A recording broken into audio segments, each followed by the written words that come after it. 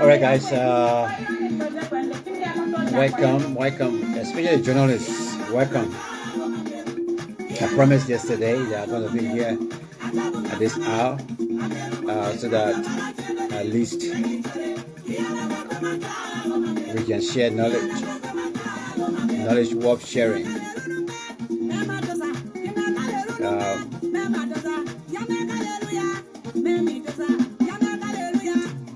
Welcome, my brother. It's a pleasure to see you. Samaru, long time. Let me to share this video as well. I'm trying to share it, but I don't know why it's not picking up here. So, like I said, today, let me say Eid Mubarak to my brother Abdul Rahim Bai is in the house.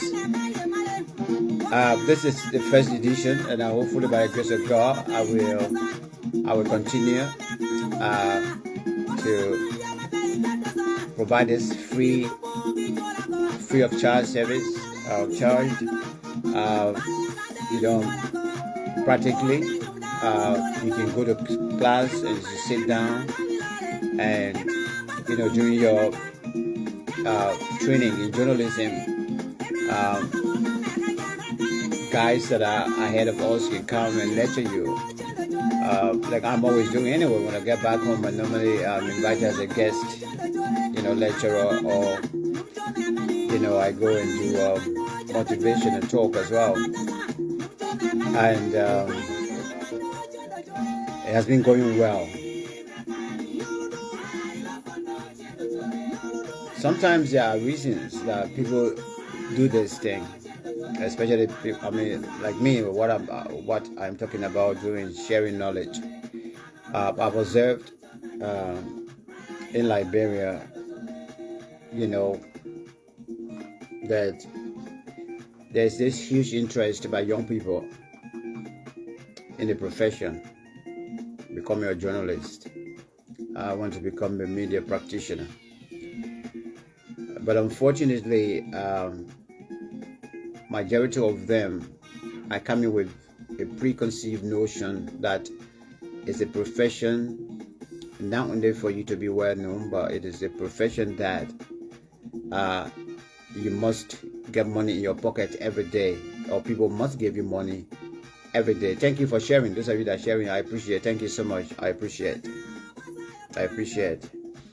I mean, maybe I don't think the music is let me stop the music a little bit. Let me stop the music. Thank you so much, those of you that are sharing. I appreciate very much. And so you will get in this profession with your mindset that journalism is all about fame.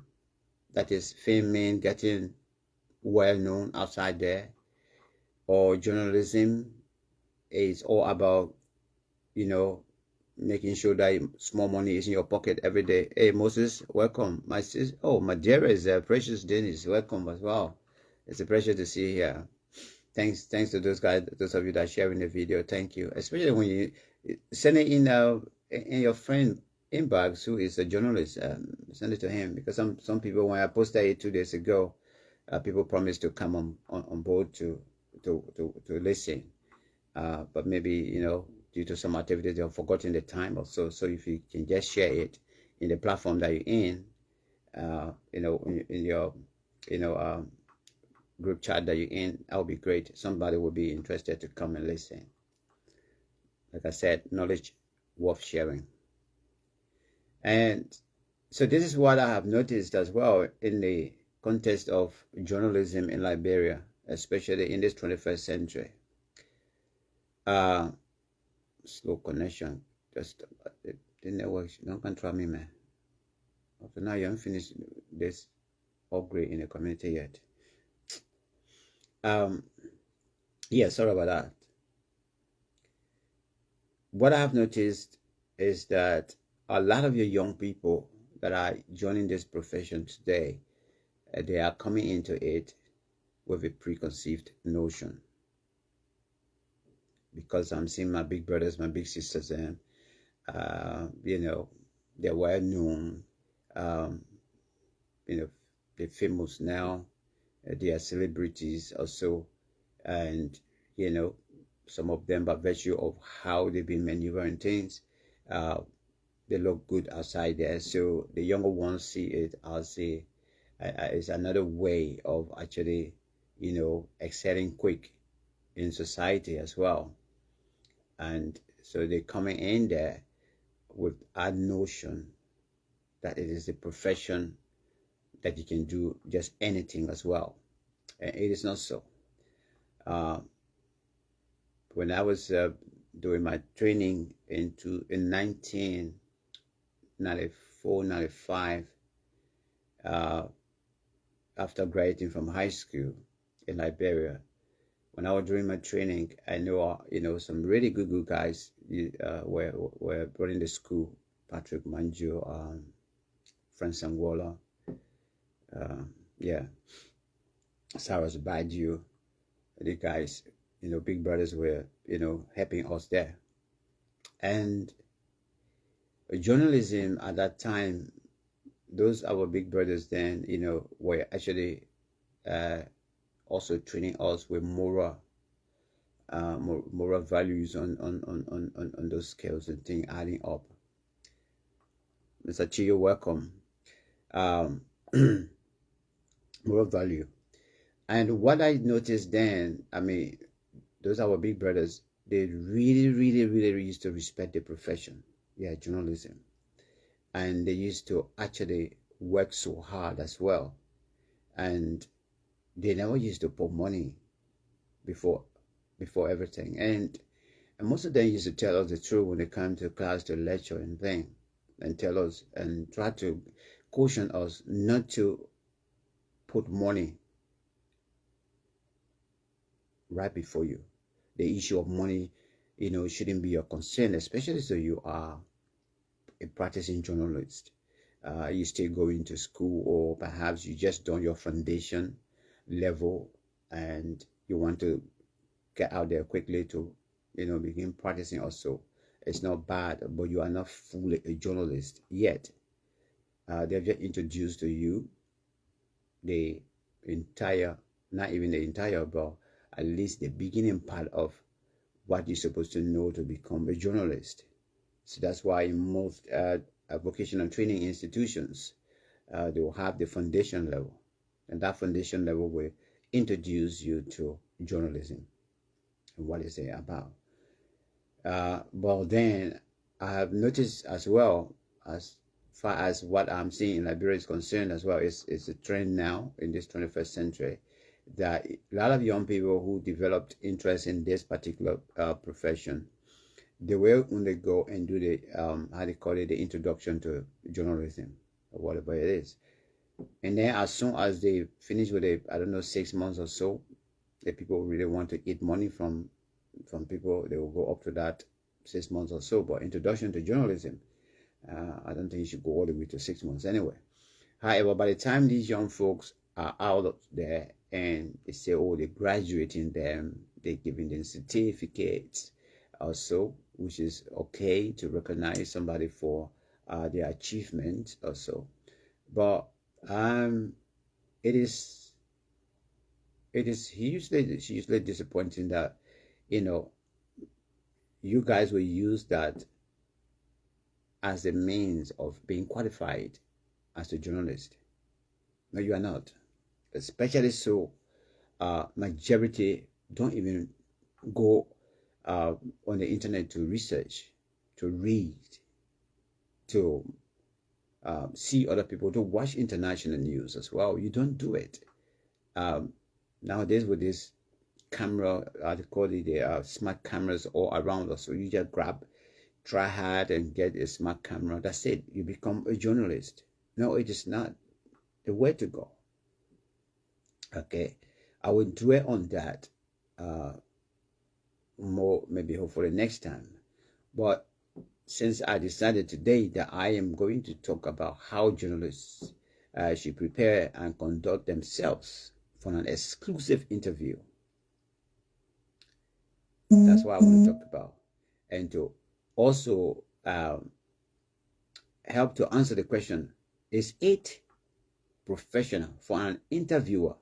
The interviewer is you, the journalist, the interviewer. The interviewer to aid the interviewee whilst the interview is rolling. Is it professional? I mean, I'm going to try to answer that question, but some of you, you know, are even lost now. You don't even know. Maybe you're lost in terms of analyzing the question I'm asking. Is it professional for an interviewer to aid the interviewee whilst the interview is rolling? I have noticed a lot of mistakes from our young guys, especially, you know, who sits behind the microphone as well and thing, or when they're having this kind of a quick service interview and thing, how they behave, you know, in that interview room or whatsoever, whether it's a press conference and the guest is taking questions or so, how you need to conduct yourself. As well, you know, you got to be aware of this. And that's I remember during the elections time when I used to watch the live and time. I mean, once the time is there for the commissioner of the NEC to speak, and after a while, then she decided to say, well, Q&A time. Some of you guys used to really misbehave in that place, and that's why I used to respond the way I used to respond anyway, to blast. You know, why will your colleague, your fellow journalist, ask a question, and then you are interrupting them and telling them, "My man, that your question there, it not make sense."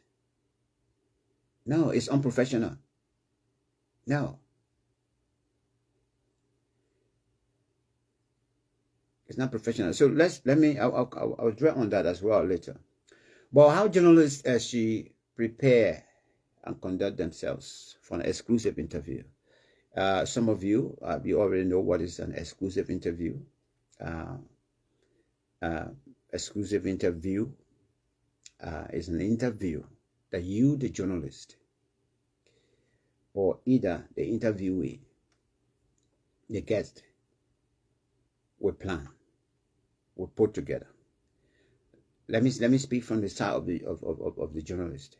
You, the journalist, when you contact me, maybe you heard something about my ministry, about my agency, which I'm directing, about my organization that I'm running as a CEO or chief or so director, and you have heard something in the news, or you heard somebody saying somebody says something about me, and then you are interested in this particular story,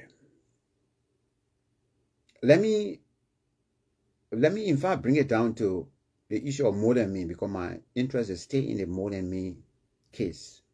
You know, that charity that was in Liberia, which was put together by Katie Miller, American, who said she came to Liberia to help our Liberian children and things, but that charity went bust, and in fact it left something in Liberia that I am still baffling about. I'm still crying about.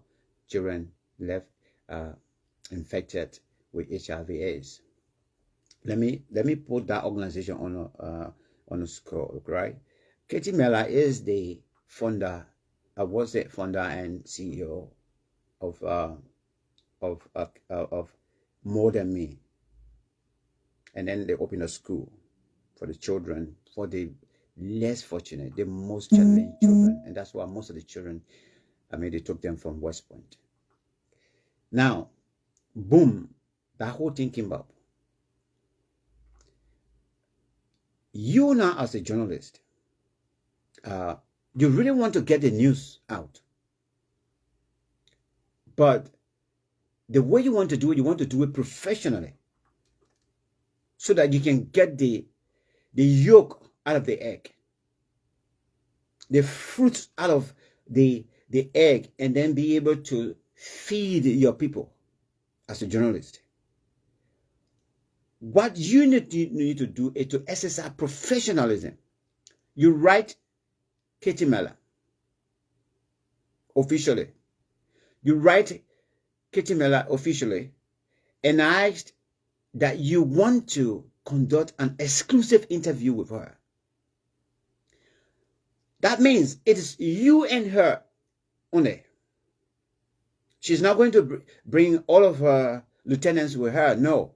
Even if they are going to sit there to support her, they will only sit there to support her by virtue of being there. But the journalists will not ask them any question. You, the journalist, won't ask them any question. Your questions will be directed to the person you have asked to have an exclusive interview. Exclusive means out of any other person. Now, that means that there are burning questions that you want to ask. You really want the answer answers on behalf of your country and people. Because, like in that case, it was now a small case. It's not even a small case, because I am still pushing the rescue mission government to revisit the particular case, and I'm going to be pushing it. What I, through WhatsApp and things, going into their advisors to the president, advisors to the president himself. I'm still pushing it. Even last night, I sent a message to the president. There's a need to revisit the More Than Me case. Because there are children who are left with HIV and AIDS. And so, you're welcome. Thank you very much, everybody. Thank you. Hey, Reverend Sam, thank you, my brother. Welcome. And so, when you make that approach and you tell the guests, you tell your guests or your would-be guests that you want to have that exclusive interview with them. This is, and they agree. Maybe they respond to you and say, okay, it doesn't matter. You can come at a time and whatsoever. The timetable is given. The day you get that, the day you wrote that letter, okay, because I want you to do it professionally, write and ask that you want to have an exclusive interview with them. Make sure you have a diary book with you. Always notebook. Note down your guest name. Note down the date that you send the letter. Write down, reasons that you want to, at least just make a few points why you want to interview them exclusively. You keep it in your notebook.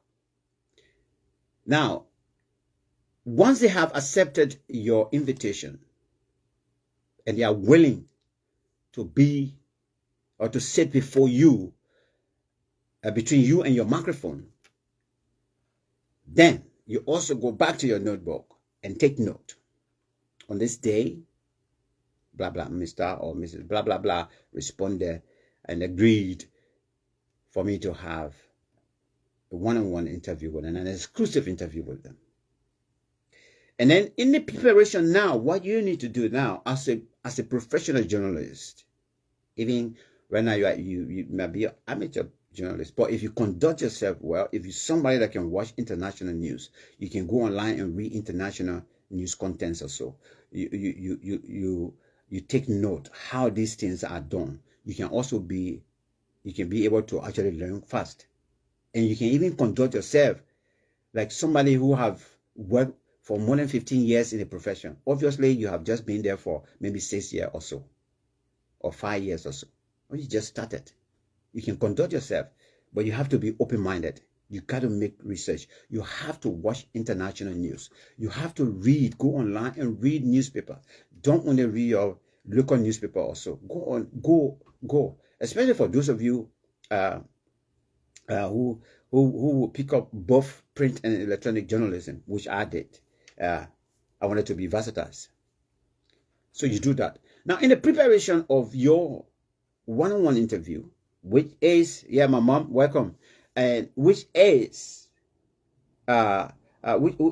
which now paving the way for you to go in and sit down right before your interview. Have a notebook with you. Jot down your questions. Always make sure you have your killer question.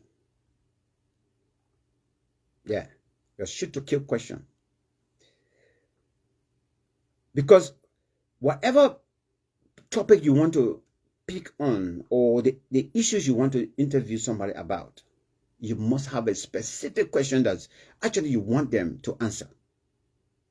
That perhaps your entire community really want to hear them speak on it. That's your killer question. You take down everything. Make sure you make note of that question. And then, when you are going there,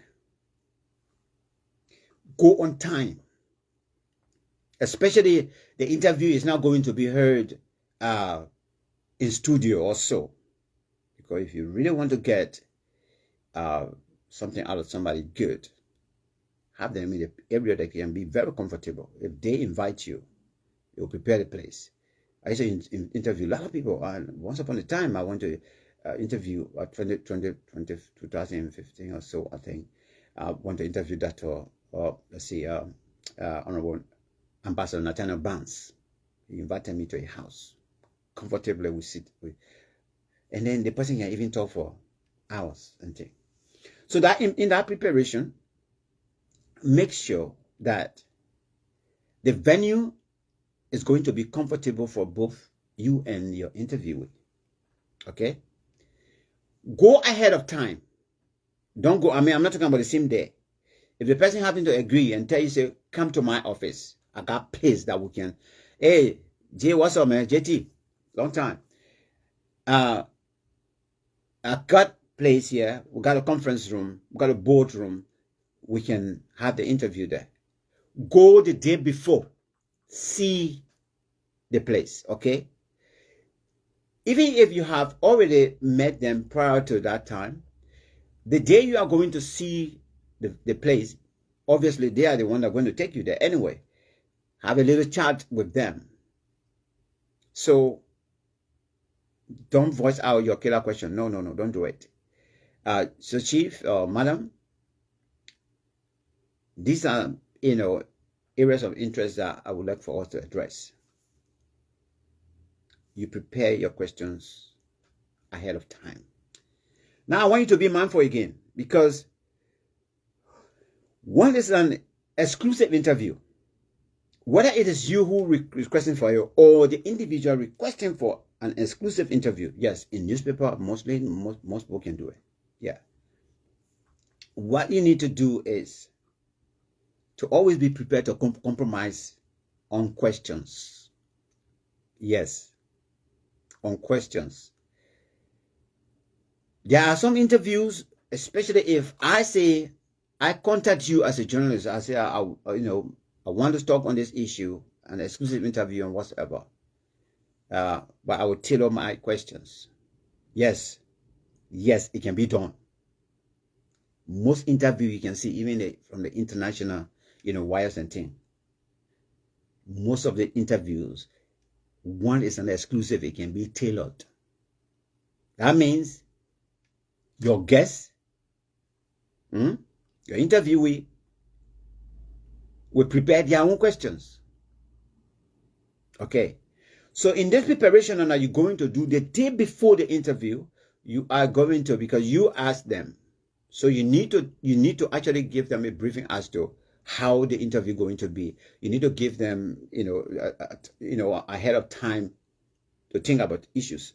And then you're also going to, bullet point some of the issues you want to touch on also. Maybe that your interviewee might have said something, but they forgotten, and they got some kind of old newspaper they kept on the issue, and they will go and read that newspaper, get prepared for this interview. So this is how to go about getting prepared for a professional interview, exclusive interview.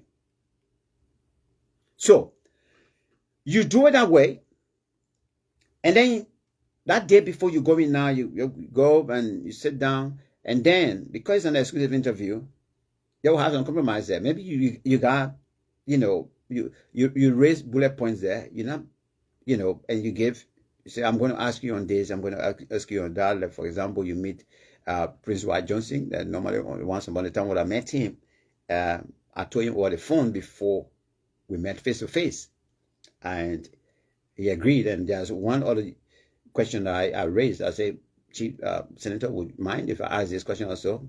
And he said, well, I'm not comfortable with that. And as a professional journalist, I just, I didn't ask that question. So obviously, because it was an exclusive as well. So on an exclusive interview, you have to be ready to compromise. Yes. The person will tell you, no, not this. I don't want to talk on that issue. I don't want to talk about. You don't force them. It's not a kind of an open press conference like how you get called back and call, or when they announcing the elections results or so, and the journalist asks the question, but then the person is dodging to answer the question or so. You can rephrase the question some kind of way for the person to answer. In this one-on-one, in this exclusive, you got to respect the person, because you are going start building the bridge between you and them as well, so that tomorrow you may want to get more from them, and you open up. The corridor is already open. So be ready to compromise. Now, the stage is set.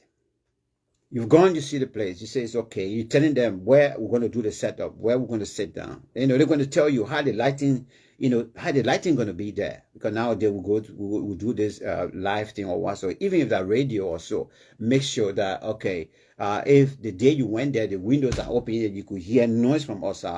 Make sure give that warnings as well. Say, hopefully, tomorrow when I come, let's make sure that the windows are closed, because the generator sound is coming in.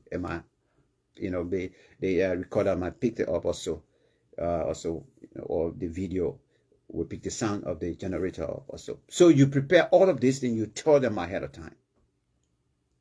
The next day is time for you to conduct the interview. Please be neat. It doesn't matter who you're going to interview.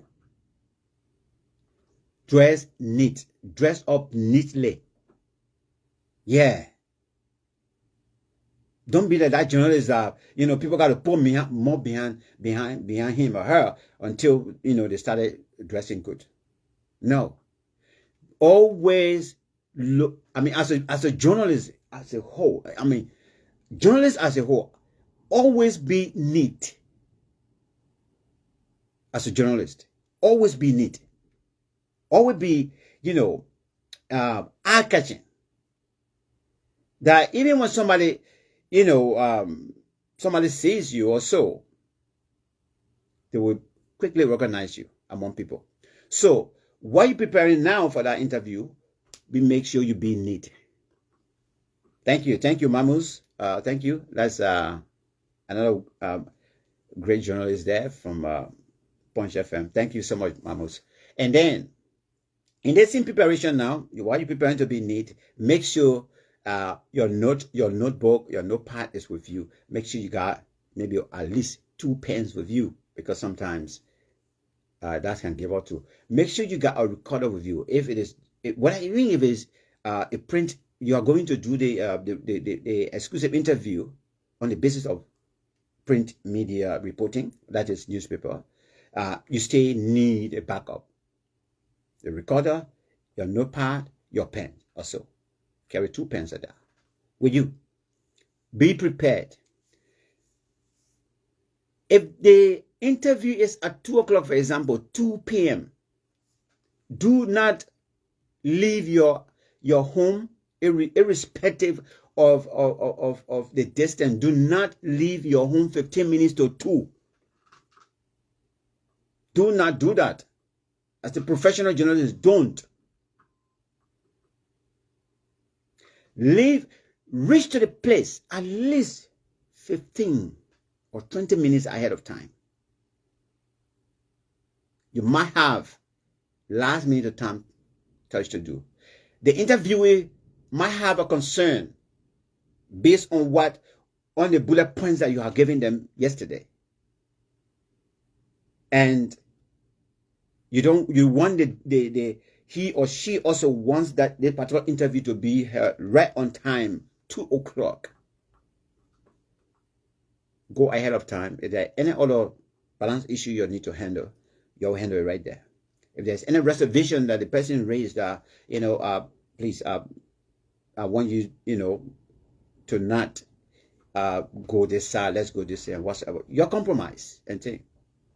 If even it reach to the point and say, "Oh, but madam, or chief, I really want you to say this." Maybe they'll tell you, say, "Okay, I'm saying they off the record, blah blah blah," and give the information also. Which of course, the long the person open their mouth and say off the record, it doesn't mean that when you get that particular story, that finish the interview, you are going to insert that. He told me off the record that no, you already finished that in the person. Okay, so that's how to prepare as a professional journalist. That's how to prepare and conduct yourselves for the interview. Please go early. You may need to ease yourself. They might offer you a bottle of water, a glass of water. Sit down and relax yourself. Readjust yourself very, very well. You go and wait for your interviewee to the venue that they have shown you previously. Sit there. Let the receptionist, let the special assistant know that you are on the ground as soon as you get there. If possible, because like bureau, I mean, some of these, as far as customer service is concerned, the people we are so bad into it. If possible, reinforce it and tell the person, "Can you tell your boss, please, that I'm here for the interview?" Let them wake up. Don't just say, "Oh, I'm here now for the interview," and say, "Oh yeah, chief, sit down over there." Some of them will not go and tell their boss that you're there. So reinforce it with words like that. Tell your chief that I'm here. Okay. Then everything is set. You got your questions. You got your killer bee question. That killer bee question you're having, do not ask that question at the beginning. Okay? Don't. It might be a question that will choke the interviewee. It might be a question that they might struggle to answer. If you kickstart your interview with such a question, you mess the whole interview up. Yeah. Inside themselves, even when they try to pretend to put it in their face, most of the questions that will be coming now, will not be answered well. Because deep inside them, they are not satisfied with that question. Okay? Put your questions together. Start the interview with friendliness. Even though you greeted him when he entered and met you sitting down, hello, Stephen, hello, Tim, so. But by the time you say, we are now ready to conduct the interview, greet again. He greeted you when he met you in a place. When you start in your interview, greet him or greet her. Spice it a little bit. Make them feel comfortable. If that's something you have seen in the office, in the building, that you love, outside the building, start with that to spice it up. Oh, Chief, I saw this the setup in your office here is so beautiful. In the boardroom here, or in the meeting room here, is the setup is so unique. So thank you for the hard work. Oh, Chief, you putting him or her in a position to feel comfortable and feel relaxed in engaging with you. But if you don't greet and just go straight to asking questions, so Chief, blah, blah, blah, blah, blah. No, that's unprofessional. Don't do it. Don't do it. And then on and on, you start low. You start going, hitting the middle. Your pace now start increasing and things. There are questions that sometimes you analyze a little bit and then ask the question. But be careful as well. Be careful. I have noticed this in Liberia, our journalists nowadays. Do not answer the question while asking. Yes, we can do it. I've seen a lot of them doing it. Those that we call today now, big brothers, big sisters in the profession, they're doing it. Our young people now that sit down behind the microphone or so, they're doing it. They're asking you the question, but then they're answering the question at the same time. And be aware. Be aware. When the individual, your interviewee, respond to you and say,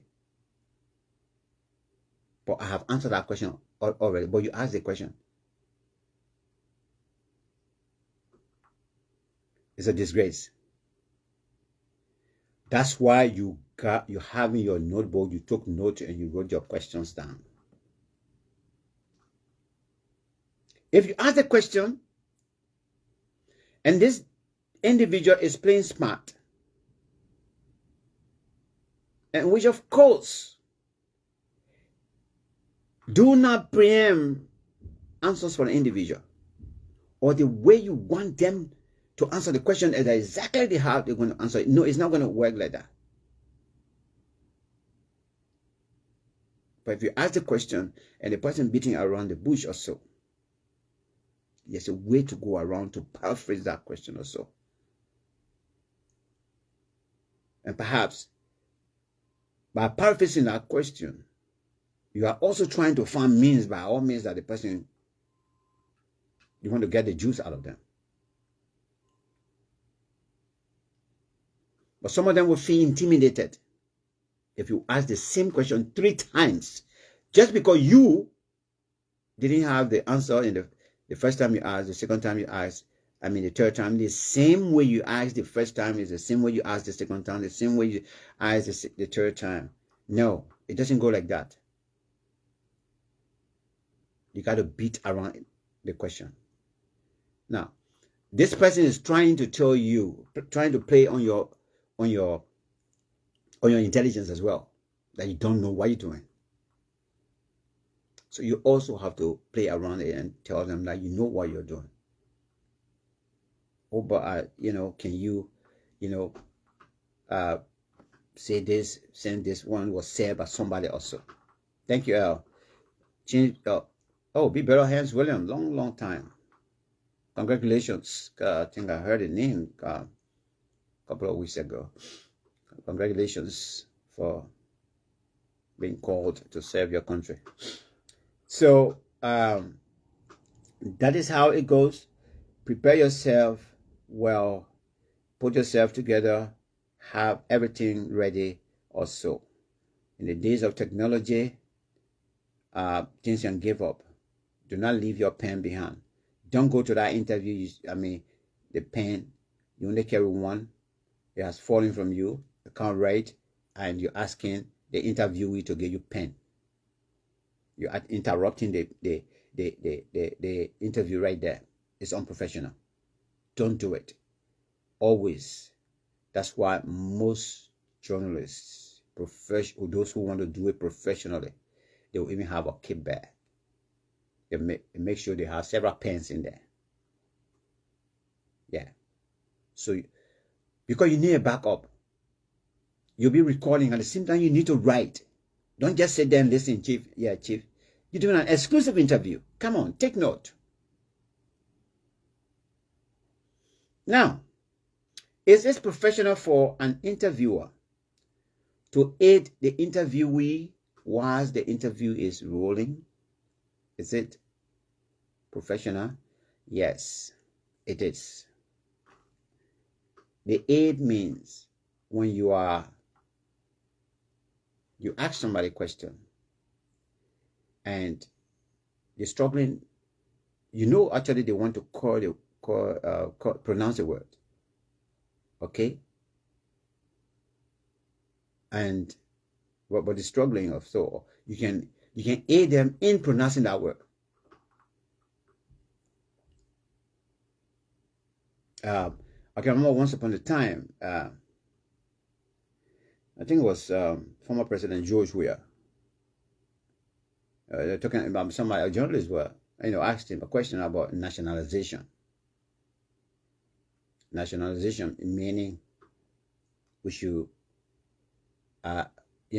control a lot of things by ourselves. Okay. And then the question of privatization came in.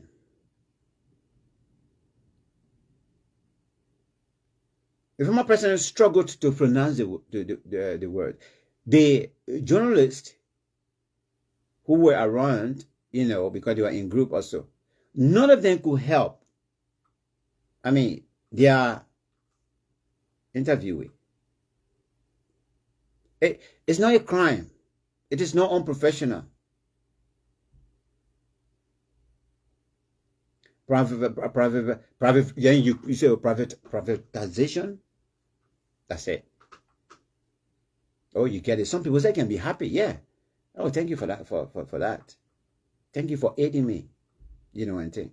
So it is not unprofessional to aid your interviewee whilst the interview is on. That aiding means you're giving that kind of a push when they get stuck to pronounce a word or so. You're not aiding them to answer the question fully. For else there will be no need for an exclusive interview with the person. So for today, we are going to stop here. Hopefully, I want to be doing this once a week from different angles as well. Like I said, knowledge, worth sharing, and of course, by the grace of God, I will continue to sit here and we can exchange ideas. But please, before I go, those of you, our young people that are getting in this profession, journalism is a distinctive profession. Yes, it's a respectful profession. Do not put the money business in your head. Do not put pressure on your guests. Do not think that it is actually mandatory that your guests must pay you, even if you invited them. Also, there's something in Liberia that I think is still known like that as Kato. That every interview that is conducted, Kato must drop. Those of you that are coming up and you really love this profession and you want to professionally practice this profession and stay in it, stop the issue of the Kato. Stop it. Yes, I've experienced it many, many times. When I came to this country in the UK and I started speaking publicly also, BBC and other news outlets also, they used to ask me for an interview. Especially if I have to travel to one of the studios or so. Me as a guest now who go in, wanting me to speak on certain topic about certain thing, they will have to buy me a train ticket. They will send the money, or either they will send a ticket for me to go. They provide lunch for me, and then they will also compensate me for my time I've given them. In Liberia, no, it's the opposite. They will invite me, I will agree, I will go and share knowledge, educate people also, and for me to learn too. But then I will be expected to pay Kato. It shouldn't be this way. Let somebody do it from the depth of their hearts. But some people can even approach their guests before time. Chief, you come here, but when you come in, you must think, oh, Chief, and think, no, stop it, leave it. So long you have given the invitation to your guests to come and speak to you, or this individual approach you, and it's the kind of a special show you run in that, guests can come and talk about issues or so. Do not ask them for money before time. You're putting them off. Yeah, for me again, quick on switch off. I mean, I've been to several intellectual centers, including my own Foya District Intellectual Center. Depending on how I will be received over there, before and after. Majority of them today, they know definitely. Majority of them, those days, they never used to, they never had PA system. And by the time I leave from there also, I got something in my head for them. And I started helping most intellectual centers across Maserati County with PA systems and things. I went to my own, let me share this story before I end. I went to my own district in Foya once upon a time. And I decided I wanted to go and talk to address the intellectual center over there. Few hours to my appearance, demands started coming.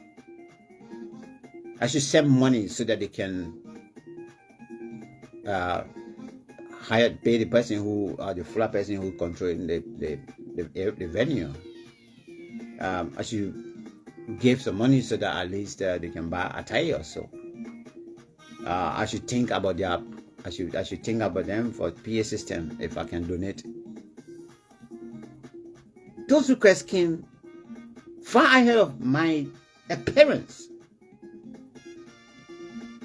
it hugely put me off.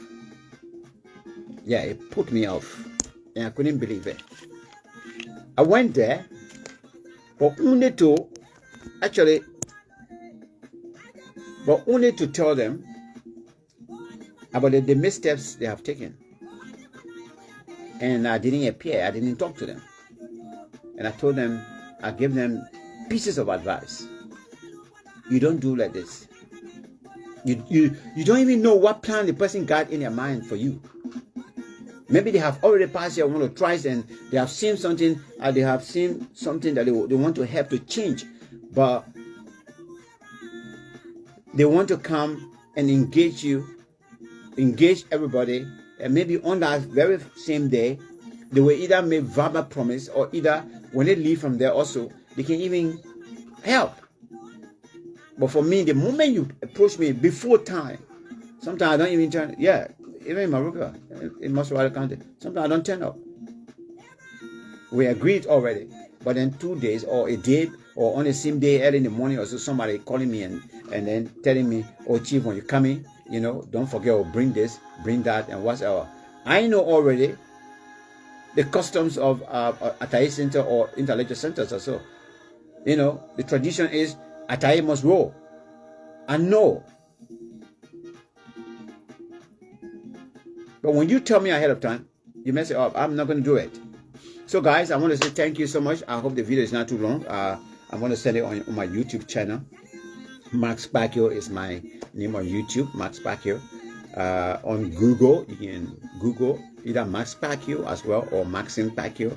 You can Google me, and I have a lot of I think Google have some stuff, information about me as well, being kept there as well. So thank you so much today for following. Oh yeah, my own professional journalist is in the house as well. Good to know. Coley, it's a great, I know you came late, but it's a great pleasure to see you here as well. Thank you so much. Hopefully next week again, I will be back here. I will choose a particular topic. You will get to know before time, and I will talk extensively. Everything will be about journalism and how we, the journalists, should conduct ourselves. Please, for some of you young guys that are coming up, you see the brother that is on the show right now that came last, Jutono Coley. At Prom FM. He's one of the brothers that has been in the game for a long time. Try to meet these big brothers, talk to them. Don't just be running all around there with microphone or with mobile phone or so and thing. Go and get some techniques from these big brothers and thing. Make friends with them, and thing. That's how when I was practicing those days, 95, 96 and thing. That's how I used to do it.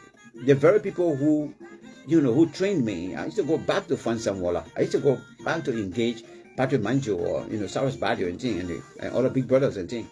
Even the late Wisa, who are the owner of the Inquirer newspaper. I used to meet the big brother sometimes because I did both print and electronic, training in journalism. So I used to write some stuff and carry to him. I used to carry to the newspaper as well and thing. As a freelancer, but most of the time my story will not be published because as a freelancer, when you, especially for a newspaper, if your story happens to go, they will get you commission. But most of the time, our big brothers and they never had interest in promoting us that way or so.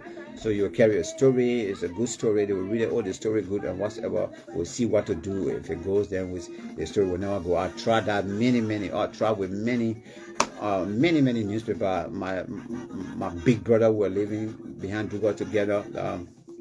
Tom Kamara were only the New Democrat. I used to engage him also. But my story, but I didn't give up. Also, I still used to, when I see big brothers, and I'll give, I ask questions. How can I do this? How, So please, this is it. Thank you very much. Let God continue to bless all of us.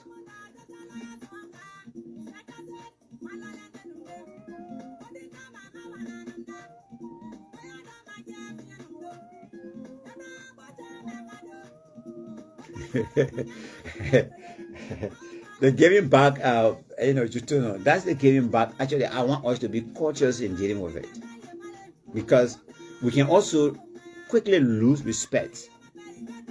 Yeah, and those guys will go sit down somewhere and they'll be talking. Look at that all on one. I want the money business after and whatsoever. Look, yeah, sometimes do the show, do it to them on live, or, you know, or do it to them, do it with them live and thing. Chief, thank you for coming. Come on, man. I don't care however you broke that day or whatsoever. Don't approach them. Don't sell your professionalism to them. Because by the time you do it 2 times or so, the next time they're not going to respect you. Sometimes they don't even want to come to your station again, or they don't want to engage you again because they say they will have the step man say, but I mean, you know, on the interview, oh, Shipa, on the interview, you know, every time, and then she expects something from you and thing. But sometimes the result can come after many days, after many weeks, surprisingly. Like for me, in my case, I like to surprise people. Yeah. I like to surprise people, and most of the guys in the media, most of my colleagues that are in the media today, I mean, at the forefront of it, because I'm not at the forefront again, or so. They have that respect for me. So my guys can come in, they just come in my chat room. Oh, Chief, thank you. I saw the rating you draw for me and thing. I like to surprise people. So I want to say thank you so much. God bless you. And I'll catch you hopefully next week Friday by the grace of God. Okay then. Bye-bye.